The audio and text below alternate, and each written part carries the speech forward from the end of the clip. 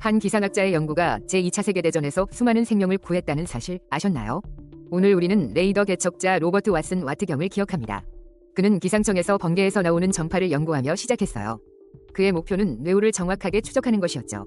이것이 1920년대 허프더프라고 불리는 고주파 방향 탐지 기술 개발로 이어졌어요. 이 기술은 적의 무선 송신기를 몇 초 만에 찾아낼 수 있었죠. 군사적 잠재력은 1930년대 후반까지 완전히 인지되지 못했는데요. 허프더프는 제2차 세계대전 중 독일 유보트 격퇴에 결정적인 역할을 했어요. 모든 유보트 공격의 약 4분의 1에 기여했죠. 하지만 왓슨 와트의 가장 큰 발견은 아직 오지 않았습니다. 1935년 그는 독일의 죽음의 광선 소문을 조사했어요. 그와 아놀드 윌킨스는 이 소문을 빠르게 반박했지만 윌킨스에게 아이디어가 있었죠. 무선 신호로 멀리 있는 항공기를 찾을 수 있다면 어떨까요? 이것은 1935년 BBC 송신기 신호 시연으로 이어졌어요. 신호는 핸들리 페이지 헤이포드 항공기에서 반사되었죠. 왓슨 와트는 실용적인 장치인 레이더 개발을 이끌었습니다. 1938년 체인홈으로 도입되었어요. 이 시스템은 영국 본토 항공전에서 중요한 조기 경보를 제공했죠. 그의 작업은 연합군의 승리에 큰 도움이 되었습니다. 역사의 흐름을 바꾼 진정한 선구자입니다. 오늘 2월 26일은 미국 음악 역사상 기념비적인 날이에요. 1842년 뉴욕시는 문화적 열망으로 들썩였죠. 바로 이날 헌신적인 음악가들이 모였습니다. 그들의 꿈은 뉴욕을 위한 교향악단을 만드는 것이었어요. 이 야심찬 비전으로 뉴욕 필하모닉이 창단되었죠. 미국에서 가장 오래된 음악기관 중 하나가 되었고요. 오늘날 뉴욕 필하모닉 오케스트라 NYPO로 전 세계에 알려져 있어요. 공식 명칭은 뉴욕 필하모닉 심포니 소사이어티입니다. 필하모닉은 데이비드 게펜 홀의 영구적인 보금자리를 찾았죠. 이 상징적인 장소는 뉴욕의 링컨 센터에 있어요. 작은 시작에서 미국 5대 오케스트라 중 하나가 되었죠. 사실 이명망 높은 앙상블 중 가장 오래된 곳입니다. 음악적 탁월함에 대한 헌신은 수세기에 걸쳐 이어져 왔어요. 2004년 12월 오케스트라는 놀라운 이정표를 세웠죠. 놀라운 14,000번째 콘서트를 공연하며 오랜 역사를 증명했어요. 이 업적으로 문화사에 확고히 자리매김했죠. 뉴욕 필하모닉은 전 세계 관객들을 계속 매료시키고 있어요. 예술적 혁신의 유산은 여전히 강력하고 활기차죠. 클래식 음악으로 삶을 풍요롭게 하는 진정한 문화적 보물입니다. 오늘의 역사 이야기였어요. 내일 또 다른 흥미로운 이야기로 만나요. 2월 26일은 인도 공군 역사상 전설적인 인물 아르잔 싱이 태어난 날이에요. 그는 인도 공군에서 유일하게 공군 원소 계급을 받은 인물이죠. 인도 공군은 1932년 10월 8일 영국령 인도의 보조 공군으로 시작했어요. 주 임무는 인도 영공을 수호하고 전시에 공중전을 수행하는 것이었죠. 제2차 세계대전 중에는 뛰어난 활약으로 공로를 인정받기도 했습니다. 1950년 이후 파키스탄과의 4차례 전쟁에 참전하며 중요한 역할을 했어요. 작전 비자이, 메그두트 등 다양한 작전도 성공적으로 수행했고요. UN 평화유지 임무에도 참여하며 그 역할은 더욱 확장되었죠. 인도 대통령은 공군의 최고 사령관 지위를 가지고 있어요. 2025년 1월 1일 기준 약 103만 5천 명의 병력이 복무 중입니다. 공군 참모총장은 사성 장군으로 작전 지휘를 담당하는데요. 현역 공군 참모총장은 동시에 한 명뿐이죠. 하지만 공군 원소 계급은 오직 한 번만 수여되었답니다. 그 영예의 주인공이 바로 아르잔 싱이었어요. 2002년 1월 26일 그는 인도 대통령으로부터 이 특별한 계급을 받았죠. 싱은 인도 공군 최초이자 유일한 5성 장군이 된 거예요. 그는 공군 역사에 길이 남을 위대한 업적들을 세웠습니다. 아르잔 싱의 이야기는 용기와 리더십의 상징으로 기억되고 있죠. 그의 헌신은 인도의 안보와 공군 발전에 지대한 영향을 미쳤어요.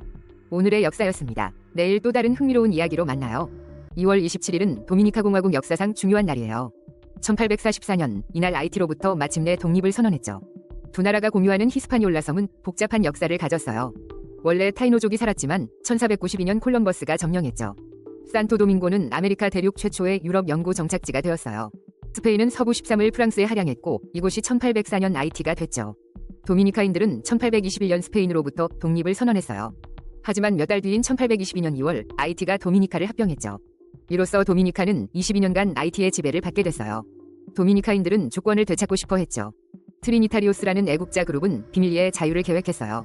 1844년 2월 27일 그들은 행동을 개시했어요.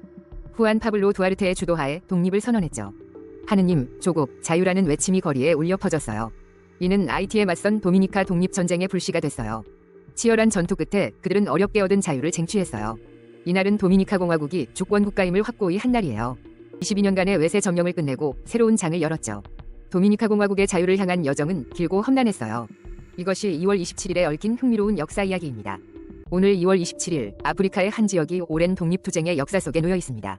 바로 서사하라 아프리카 대륙의 마지막 식민지로 불리는 곳이죠. 이 광대한 사막지대는 27만 2천 제곱킬로미터에 달해요. 인구는 약 60만 명으로 아프리카에서 가장 희박한 인구 밀도를 가졌습니다. 과거 스페인 사하라였던 스페인 식민지가 그 전신이에요. 1976년 스페인은 모로코와 모리타니에 행정권을 넘기려 했죠. 하지만 국제사법재판소는 이들 국가가 조건이 없다고 판결했습니다. 이 판결을 무시한 채 분쟁이 불붙고 말았어요. 유엔이 인정한 해방운동 폴리사리오 전선이 독립을 선언했죠. 사하라 아랍민주공화국 SADR 이 망명 정부를 수립했습니다. 1979년 모리타니는 주장 철회했지만 모로코가 대부분을 점유했죠. 주요 도시와 풍부한 천연자원 대부분이 모로코 통제하에 들어갔어요. 1991년 유엔 중재로 휴전이 성립되었지만 상황은 교착 상태입니다. 계획된 주민투표는 유엔 감시하에 있었으나 여전히 지연되고 있죠. 서사하라의 약 30%는 폴리사리오 전선이 70%는 모로코가 통제합니다. 이 지역은 여전히 국제법상 비자치 지역으로 남아있습니다. 수십 년간 이어진 분쟁은 수많은 난민과 고통을 낳았어요. 그들의 독립 영원은 아직 이루어지지 않은 채 남아있습니다. 서사하라는 국제사회의 지속적인 관심과 해결 노력을 기다리고 있습니다. 오늘의 역사였습니다. 내일 또 다른 이야기로 만나요.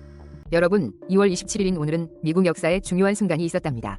바로 여성의 투표권을 인정한 수정헌법 제19조 이야기예요. 놀랍게도 1776년 이전에는 일부 식민지에서 여성도 투표권이 있었죠. 하지만 1807년까지 모든 주에서 여성 투표권이 사라졌어요. 19세기 중반부터 여성 권리 운동이 다시 활발해지기 시작했죠. 1848년 세네카 폴스 회의에서 감성 선언문이 채택되었어요. 이 선언문은 남녀평등과 여성 투표권 확보를 촉구했답니다. 수십 년간 이어진 여성 참정권 운동의 결실이 바로 수정헌법 제19조예요. 흥미롭게도 첫 참정권 수정안은 1878년에 의회에 제출되었죠. 하지만 통과되기까지 무려 41년이 걸렸어요. 1919년 5월 21일 드디어 하원에서 수정안이 통과됩니다. 곧이어 6월 4일 상원에서도 통과되며 역사적인 순간을 맞이하죠. 이후 각 주의 비준을 위해 보내졌고 36개 주의 비준을 얻어야 했어요. 마침내 1920년 8월 18일 테네시주의 비준으로 채택이 확정됩니다. 그리고 8월 26일 수정헌법 제19조의 채택이 공식적으로 선언되었죠. 이로써 미국 여성들은 법적으로 투표할 권리를 갖게 되었어요. 이는 단순히 한 나라의 변화가 아닌 전 세계 여성 참정권 운동의 일부였답니다. 수정헌법 제19조는 여성의 권리 신장에 큰 획을 그은 중요한 사건이에요. 이것이 바로 오늘날 우리가 누리는 평등한 사회를 만드는 데 기여한 발자취죠. 오늘의 역사였습니다. 내일 또 만나요. 2월 27일 오늘 우리는 파키스탄 공군을 기억해요. 국가 방위와 항공력에 대한 흥미로운 이야기죠. 파키스탄 공군, 줄여서 PAF는 파키스탄의 공중전 부문이에요. 주요 역할은 파키스탄의 공중 방어예요. 하지만 필요할 때는 육군과 해군도 지원하죠. 그리고 국가를 위한 전략적 공중 수송 능력도 제공해요. 1947년 창설되어 풍부한 전투 작전 역사를 가지고 있어요. 2024년 현재 PAF는 7만 명 이상의 현역 병력을 보유하고 있어요. 임무는 파키스탄의 효율적인 공중 방어를 제공하는 거예요. 이는 다른 군 서비스와 시너지를 통해 이루어져요. 파키스탄 대통령이 민간 총사령관이에요. 공군 참모총장이 PAF를 이끌죠. 이 사성 장군은 대통령이 임명해요. 총리의 자문과 확인이 필요하죠. PAF는 1947년 이래 많은 전투작전에 참여했어요. 군사작전에 중요한 공중 지원을 제공했죠. 그리고 위기 시에는 필수적인 구호 활동도 펼쳤어요. PAF는 진정 파키스탄의 하늘의 수호자예요. 국가 방위에 대한 그들의 헌신은 확고하죠. 오늘의 역사였습니다. 내일 또 만나요. 오늘 2월 27일은 러시아 정치에 들이운 비극의 날이에요. 바로 보리스 nem초프가 모스크바 한복판에서 암살당한 날이죠. 그는 물리학자이자 자유주의 정치인이었고요. 소련 해체 후 러시아 경제개혁에 깊이 관여했어요.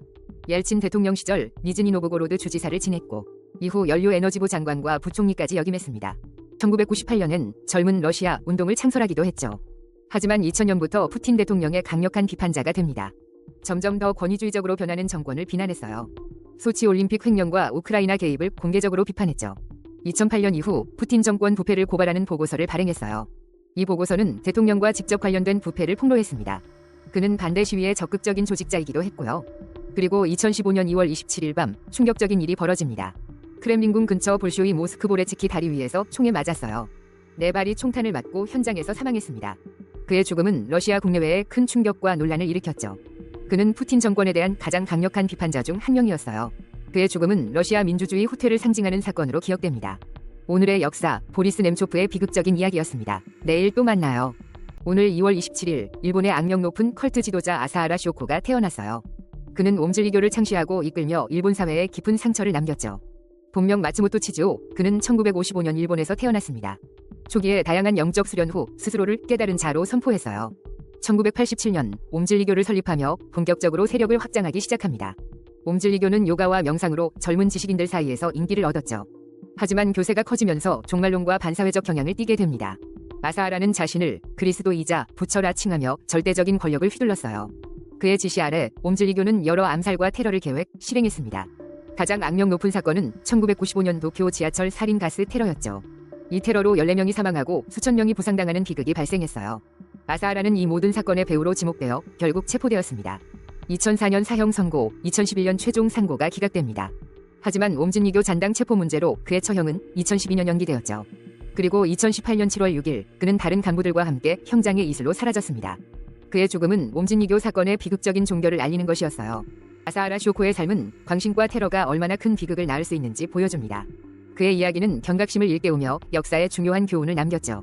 옴진리교 사건은 일본 사회에 지워지지 않는 상처를 남겼습니다. 오늘의 역사였습니다. 내일 또 만나요.